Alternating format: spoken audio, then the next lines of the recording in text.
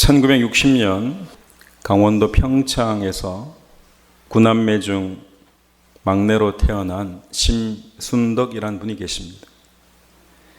이분은 어린 시절 어머니의 사랑을 많이 받고 자라셨는데 31살의 어머니가 돌아가시자 그리움에 사무쳐 이 시를 썼습니다.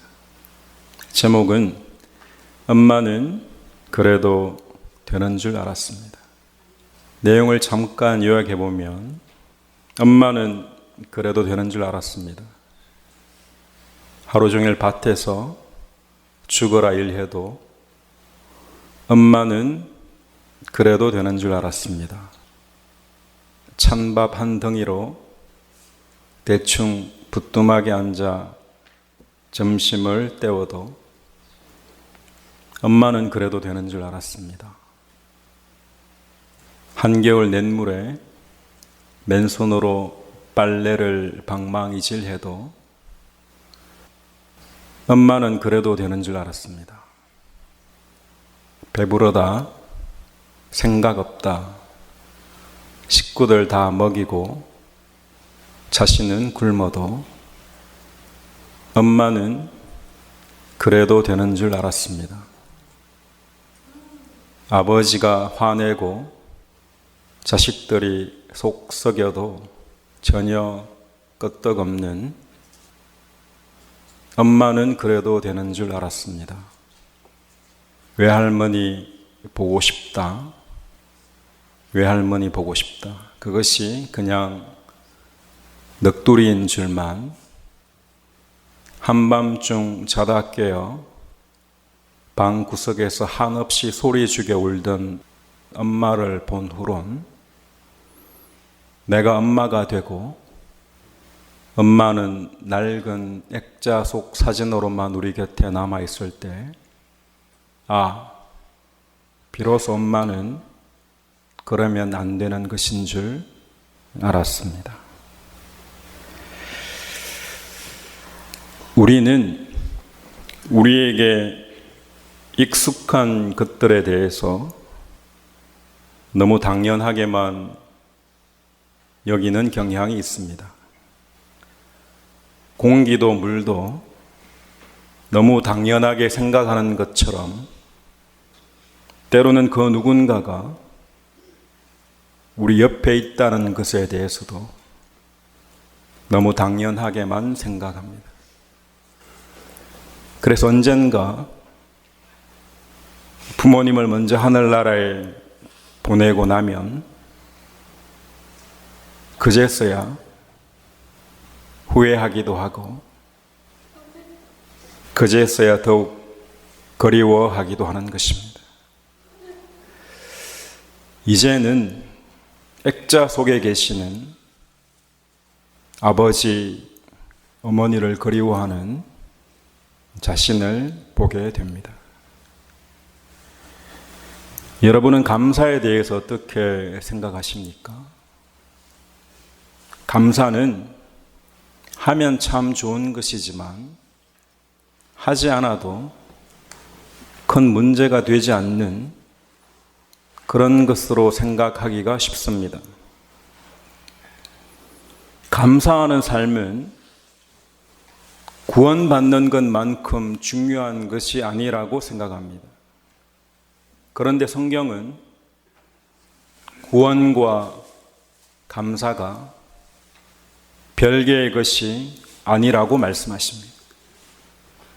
물이 변하여 포도주가 되는 것처럼 구원은 우리들의 삶이 변화되는 것이기 때문입니다.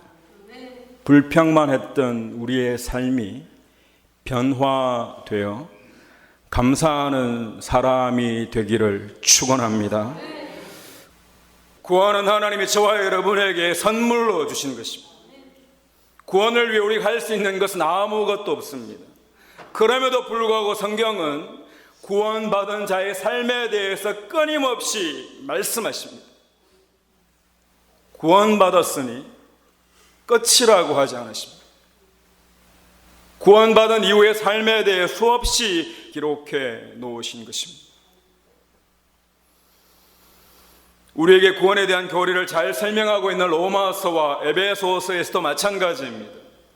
로마서 12장 이후의 말씀과 에베소서 4장 이후의 말씀은 우리가 도대체 어떻게 살아야 하는지에 대해서 가르쳐 주고 계십니다. 성경은 삶에 대해서 강조하십니다.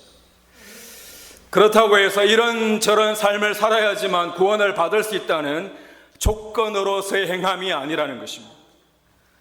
구원받은 자의 삶은, 은혜받은 자의 삶은 변화의 가능성이 있다고 강조하십니다. 저와 여러분이 구원받았기 때문에 이제 변화될 수 있는 줄 믿으시기 바랍니다. 열매로 안다고 말씀하시는 거죠. 우리의 삶은 변화되고 열매가 맺어진다는 것입니다. 오늘 본문에 보시면 주님께서 한센병 환자들을 고쳐주시는 장면이 등장합니다. 10명의 나병 환자들이 있었는데 주님께서는 아무런 조건도 없이 그들의 병을 고쳐주셨습니다. 그런데 주님께 돌아와 감사를 표현한 사람은 단 한 사람뿐이었다고 성경은 기록하고 있습니다. 그 중에 한 사람이 자기가 나은 것을 보고 큰 소리로 하나님께 영광을 돌리며 나와 예수의 발 아래 엎드려 감사하니 그는 사마리아 사람이라. 그에게 이르시되 일어나 가라, 내 믿음이 너를 구원하였느니라 하시더라. 성경은 정확하게 기록하고 있습니다. 주님께 돌아와서 감사를 표현하는 자에게 구원이 있다고 말씀하십니다. 여러분, 구원은 믿음으로 받습니다. 그렇다면 여기서 말씀하시는 믿음이 도대체 뭐냐는 거죠. 주님께 돌아와 엎드려 감사를 표현한 것을 믿음이라. 엎드려 감사를 표현한 것이 바로 예배입니다. 사랑하는 성도 여러분, 믿음과 감사는 별개의 것이 아니라는 것을 알아야 합니다. 믿음과 감사는 나눌 수 있는 것이 아니라는 거죠. 당시에는 이 한센병은 죽을 수밖에 없는 병이었습니다. 이 병에 걸리면 사람들과 어울려 살 수도 없고 모든 사람으로부터 부정한 자라고 여겨지고 버림받은 병이었습니다. 하지만 주님께서는 그들을 깨끗하게 하시더라는 것입니다. 우리는 여기서 알 수 있습니다. 어떤 추악한 죄인일지라도 주님 앞에 나오면 주님은 저와 여러분의 모든 죄를 다 용서하시는 줄 믿으시기 바랍니다. 그런데 심령이 변화된 사람은 단 한 명이었습니다. 10명의 사람이 모두 병은 고쳐졌지만 심령이 변화된 사람은 단 한 명이었다고요. 주님께서 그들의 병을 고쳐주셨지만 감사의 삶을 사는 것은 그들의 몫이었습니다. 주님께 돌아와 감사 예배를 드린 그 사람은 단 한 명이었죠. 주님은 저와 여러분의 문제를 해결해 주시고 우리들의 죄를 용서해 주시지만 감사의 삶을 사는 것과 감사의 예배를 드리는 것은 바로 저와 여러분의 몫이라는 것입니다. 우리들의 의지에 달려 있습니다. 구원이 얼마나 귀하고 감격스러운 줄 안다면, 그것이 얼마나 귀한 것이라는 것을 안다면 저와 여러분의 삶은 감사의 삶으로 변화될 것입니다. 예수님이 나를 위해 십자가에 달려 돌아가신 그 사건이 당연히 그래도 되는 줄 안 것이 아니라, 당연히 그래도 되는 줄 아는 것이 아니라, 그러시면 안 되는 것인데 그렇게 하셨음을 내가 깨달아 안다면 저와 여러분은 주님께 나와 감사의 예배를 드릴 수밖에 없다는 것입니다. 사랑하는 성도 여러분, 병이 고쳐지는 것이 전부가 아니라, 가난한 자가 부자가 되는 것이 전부가 아니라, 무명한 자가 유명한 자가 되는 것이 전부가 아니라 저와 여러분의 심령이 주님 안에서 변화되기를 주님의 이름으로 간절히 축원합니다. 심령이 변화되어 감사하는 삶을 살아야 한다고 말씀하십니다. 우리가 감사하는 삶을 살지 못하면, 우리가 아무리 많이 가지고 우리가 아무리 많은 것이 있어도 구원은 불투명한 것입니다. 어머니가 나에게 아무리 많은 것을 베풀어 주셔도 그것을 은혜로 알고 감사로 아는 것은 우리들의 몫입니다. 사람들은 쉽게 겉으로 드러나는 현상만을 이야기합니다. 누구의 병이 고쳐졌다고만 합니다. 누구네 집이 물질의 복을 받았다고만 합니다. 누구네 자녀들의 좋은 대학에 가고 좋은 직장에 가게 되었다고만 합니다. 이것이 전부인 줄 알기 때문입니다. 하지만 오늘 본문은 그렇게 말씀하시지 않습니다. 이런 모습은 주님께 돌아와 감사하지 못한 나머지 9명의 삶과 다를 바가 없다는 것입니다. 정말 중요한 것은 지금 나의 자리에서, 나의 삶의 자리에서 나는 감사의 삶을 살고 있는지, 주님께 감사하는 예배를 드리고 있는지를 돌아보아야 한다는 것입니다.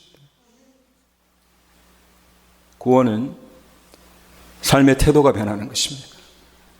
감사하지 못했던 우리들의 삶이 감사하는 삶으로 변화되는 것입니다.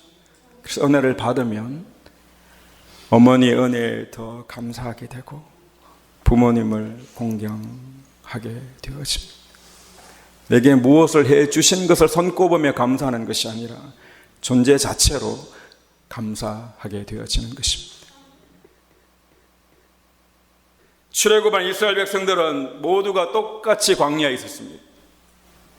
모든 사람들이 하늘에서 내려주신 만나와 메추라기를 먹었습니다. 그럼에도 불구하고 그 누군가는 감사하는 사람이 있고 그 누군가는 불평만 하더라는 것입니다. 상황은 똑같습니다. 여러분, 감사는 해도 되고 안 해도 되고의 문제가 아니라는 것을 알아야 합니다. 그것보다 좀 더 심각한 문제입니다. 감사하는 자들은 약속의 땅을 얻어 가나안으로 들어가고 불평하는 자들은 모두가 다 광야에서 죽었다는 것입니다. 사랑하는 성도 여러분, 감사에는 능력이 있습니다. 감사하는 사람만이 하나님의 놀라운 기적을 경험할 수 있는 줄 믿으시기 바랍니다. 하나님께서는 우리가 드리는 감사를 통해 구원을 보여주시겠다고 약속하셨습니다. 시편 50편 23절 말씀 보시면 감사로 제사를 드리는 자가 나를 영화롭게 하나니 그의 행위를 옳게 하는 자에게 내가 하나님의 구원을 보이리라. 하나님께 감사의 예배를 드릴 때 하나님은 기뻐 받으시는 것입니다. 하나님은 감사하는 자에게 구원을 주시겠다고, 구원을 보이시겠다고 약속하셨습니다. 우리가 감사할 때 구원이 보이는 거죠. 감사로 제사를 드리는 저와 여러분 되기를 주님의 이름으로 간절히 축원합니다. 여러분, 매튜 헬리 목사님이 하루는 강도를 만나 자신이 가진 모든 것을 빼앗기게 되었습니다. 그 자리에서 3가지를 감사합니다. 첫째, 처음 빼앗긴 것에 감사하자. 둘째, 돈만 빼앗긴 것에 감사하자. 셋째, 내가 빼앗는 사람이 아니라 내가 빼앗긴 사람인 것에 감사하자. 얼마든지 불평할 수 있지만 감사할 수 있다는 거죠. 여러분, 스팔전 목사님이 다음과 같이 설교하셨습니다. 그가 자주 인용한 말씀 중에 별빛에 감사하는 자에게 하나님은 달빛을 주시고 달빛에 감사하는 자에게 하나님은 햇빛을 주시고 햇빛에 감사하는 자에게 하나님은 영원한 빛을 주신다는 것. 여러분 마음속에 감사가 있기를 축복합니다. 감사와 불평은 정말 종이 한 장 차이입니다. 하지만 결과는 너무 엄청나게 다르다는 겁니다. 입으로만 하는 감사도 쉬운 것이 아닙니다. 하지만 구원받은 자들은 마음과 뜻과 정성을 다하여 하나님께 감사 드릴 수 있게 되어진 것입니다. 그래서 영어로 감사를 드리는 것이 바로 예배인 것입니다. 오늘 이 자리에 올 때 불평하는 마음을 가지고 왔다면 하나님 앞에 회개하고 다시 감사의 마음으로 돌아설 수 있게 되기를 축복합니다. 하나님, 우리가 감사할 때 능력으로 임하시는 것입니다. 우리의 심령이 변화되지 않으면 우리는 늘 불평 속에서만 살아갑니다. 많은 것을 가진 것 같은데 불평이 끝없이 쏟아지기도 합니다. 저도 철들지 않았을 때 어머니가 제게 그렇게 잘 해주셨음에도 불구하고 때로는 불평했던 것 같습니다.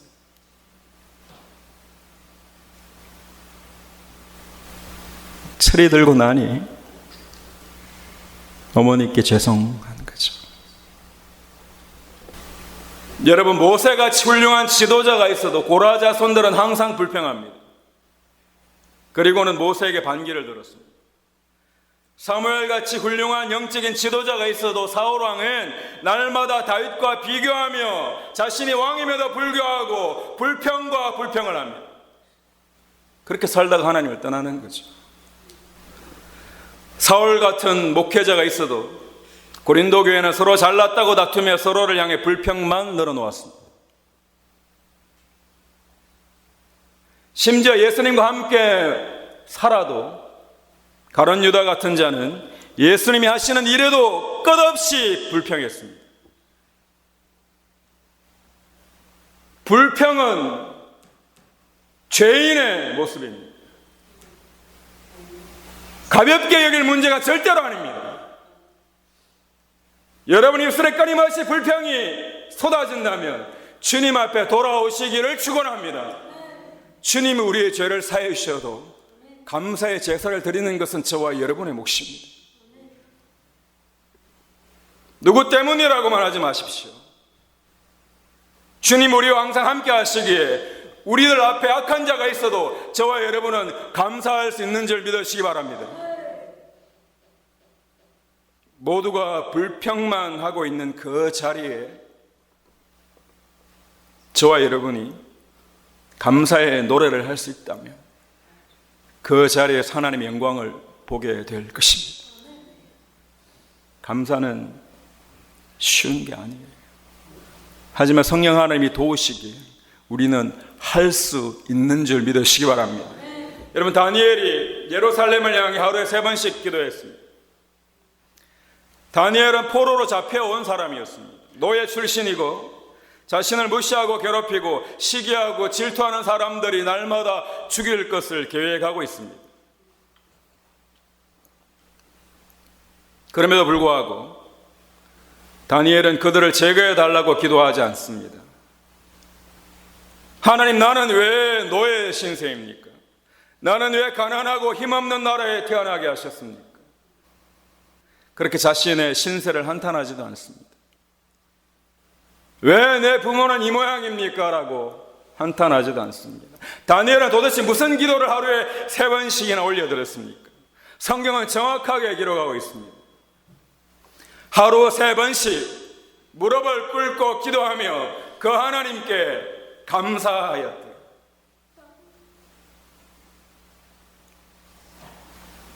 정말 말도 안 되는 상황 앞에서 오직 하나님께 감사드리기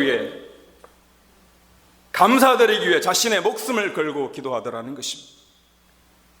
감사는 목숨을 걸고 해야 되는 것입니다. 말씀을 정리하겠습니다. 하나님은 저와 여러분의 모든 죄를 다 용서해 주셨습니다.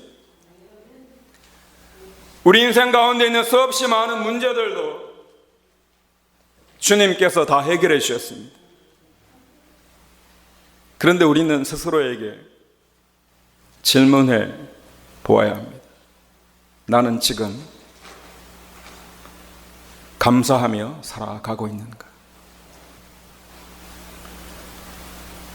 나는 오늘 주님 앞에 돌아와 엎드려 감사한 그 한 사람과 같이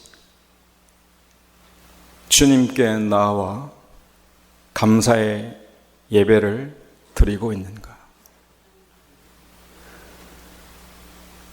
상황을 초월하여 감사하는 저와 여러분의 삶이 되시기를 주님의 이름으로 간절히 축원합니다.